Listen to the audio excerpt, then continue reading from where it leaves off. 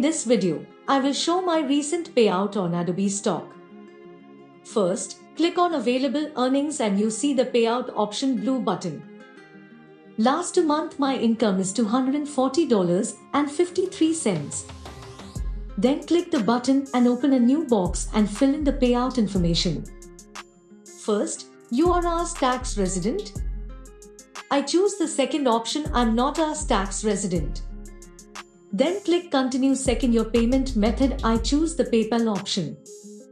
Then click Continue and fill in your PayPal email ID and confirm the same email ID fill up. Then click Continue and finally confirm your information before payout.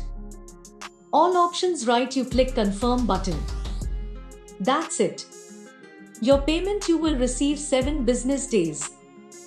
And you check your payout history option and payout pending. Thanks for watching and subscribing to my channel. PSD Guide.